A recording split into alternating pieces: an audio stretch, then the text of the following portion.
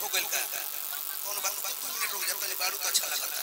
कैसे कि राजा रहे रानी ना त कहानी कैसे जब राग बाड़ का रागनी के रहे लक्ष्मी जी बाड़ी तो नारायण जी बाड़ी ये तो दुनिया का नियम है गायक है तो गायिका भी है लेकिन भाव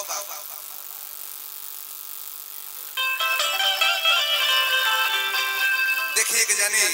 के पति भुलाइल बड़े यही थाने थाना में आके प्रभारी साहब से कह दिया मौगी ये सरकार बड़ी कष्ट में बानी कैसे मौगी कह दिया कि सोची सोची दिया हमारा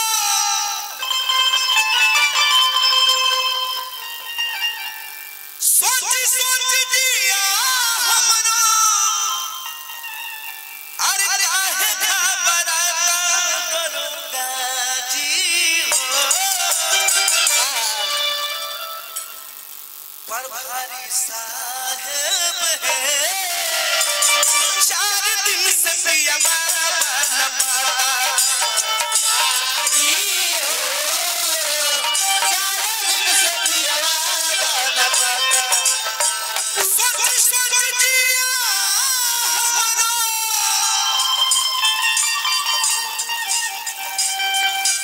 सोच सोच दिया हमारा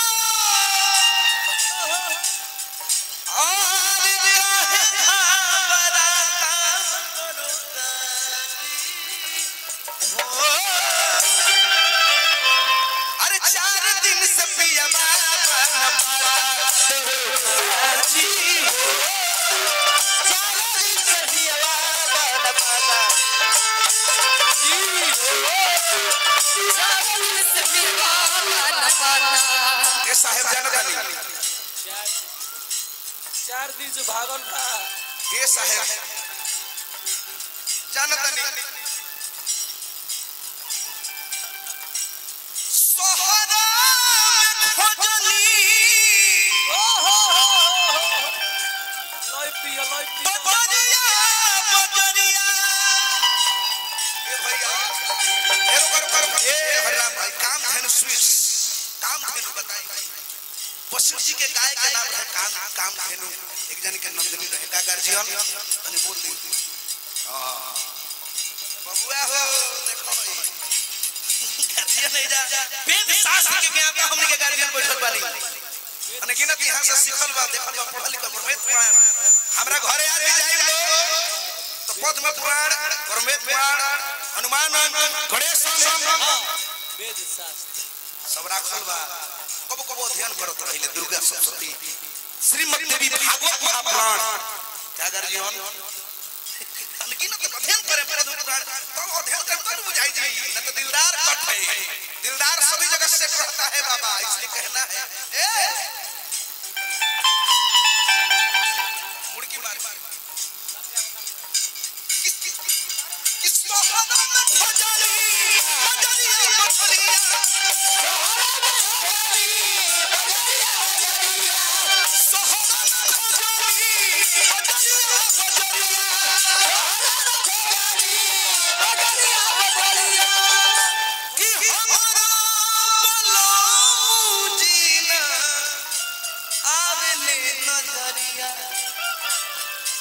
ये प्रभारी साहब कि कल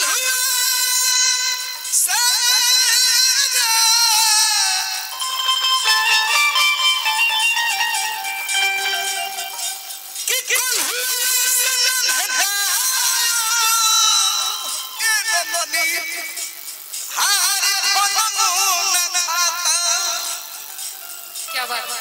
दरोगा जी हो 4 दिन से किया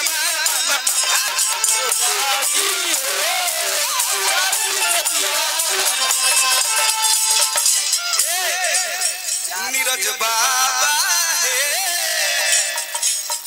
नीरज बाबा है 4 दिन से किया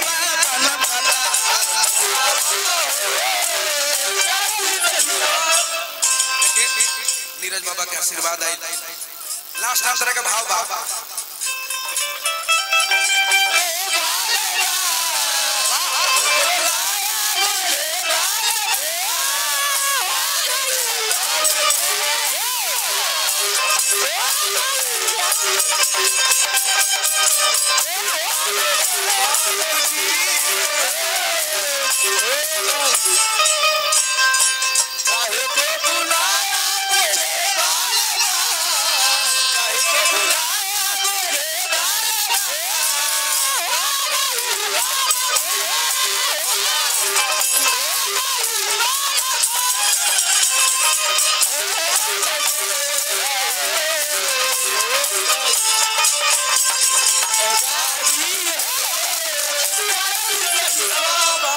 मौके को हत लास्ट में गार्जियन अभियंता साहब बैठल बनी मंच पे यहाँ के सामने अच्छा अच्छा लोग सूरा लूट दोनों भूला जाला मोगी गरियावा काहे के सब हो गइल कि अपन घर द्वार वाला सब देखे के पर भारी साहब बैठल बनी नौका पुरान का सब होई बा उस समय अनुसार सब देखे के बा जवना देश में जाई वो देश के नरेश के आदेश के पालन करे के चाहिए सरकारें जब सामने बैठल बनी तो कुछ बोले से गावे से पहले सोचे समझल जरूरी कुछ खा भाषा भोजपुरी मलिन हो भाषा भोजपुरी मलिन हो हिंदी की छोटकी बहिन हो प्रभारी साहब भाषा भोजपुरी मलिन हो हिंदी की छोटकी बहिन हो जैसे सुहागिन के सोहेला हाथ में चूड़ी वैसे ही हमार सोहेला भाषा भोजपुरी यही बात है केहू कहे राय बहादुर केहू शेक्सपियर केहू कहे नाई भिखारी हर खास खातुपुर दियते भोजपुरी के शेक्सपियर महेंद्र मिश्र बाबा पूर्वी सम्राट कोकिल कंठ रहल गई स्वर्गीय बाबू वीरेंद्र सिंह जी के वैसे सब लोग की धरती है ए गार्जियन के देखी भाई ये के सिखावल हो बबुआ जी दिलदार है में छोट पक्का एक जानी के ना कोई निकल गई ठंडे ठंडे ऐसे गांव बांद्रा में बड़ी मौकी प्यार से बहुत ही हर राम भाई ये जियो टाइगर हां किल्ली खिनारी मोट दौड़ा सोच बिचारी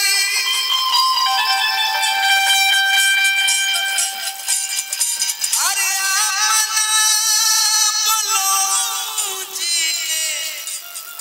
हर कैसे बिसारी लिखना रिपोर्ट सोच बिचारी लिखना रिपोर्ट सोच बिचारी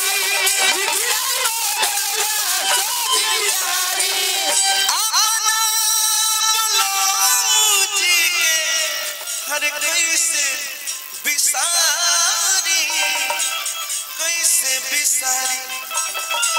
और का कि कल हुए सनन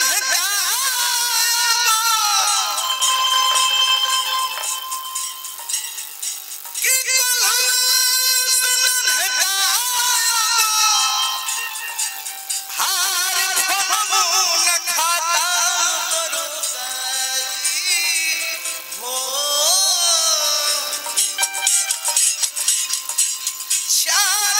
सतियावा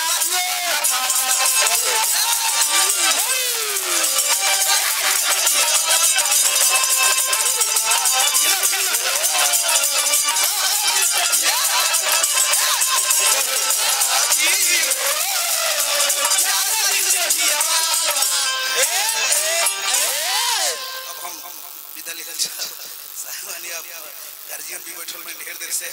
वो तनी हो जाओ ना साहब के सुनल जाओ देखल जाओ लास्ट यो गाना हम गौलन रतिया कहां बितौलन ना साहब ये गाना बहुत बड़ा फेमस है ये बॉलीवुड हाफ गर्लफ्रेंड में बाजा जब डुमराव का बाबू साहब की कहानी थी बिहार वो गाना गाया उसी गाने से पूरा प्यार मिला मेरा जो भी है आज जो भी आ गया सब आप ही लोग का आशीर्वाद से अब इसके बाद मैं विदा लूंगा वो मुखड़ा गाऊंगा याद दिला दो थोड़ा पुराना हेलो हेलो वाह याद पुरान हो गए लोगन से याद दिला दी एगो मुखड़ा गा दे संगीत किसे कहते हैं नृत्य वादन गायन जब तीनों का समूह बने तो संगीत होता है क्या गार्जियन लेकिन अब का कहल बनी हम तो सब देखे के बनू आशीर्वाद में गार्जियन के ये लोग देन हो कि कल गए दीपकवा सब ठीक तो गाओ जाके पढ़ो लिखो संगीत विद्यालय में जाओ तो ये लोग राय दे तो हम जाके पंडित ओमकार नाथ संगीत महाविद्यालय में सिखनी दो चार को कुछ ठाठ का हो वादी का हो संवादी का हो जाति का हो संपूर्ण संपूर्णी का हो राग का हो तो थोड़ा बहुत ज्यादा कुछ ना लेकिन गरीबी लाचारी रहे ज्यादा ज्यादा ना पढ़ पावल ना पहले गावे बजा में ये गार्जियन सब के आशीर्वाद बा ये गाना खड़ा याद दिलाए ओकर बाद आप सबसे विदा लेते ना ऋतिक बाबू आ गार्जियन के सुनल जाए हम बैठ आगे बना हैं नन्हू जी पंकज जी रे गार्जियन ये भी मैं टीचर बने वाले सब लेकिन आई भाव बा कैसे कहे के बा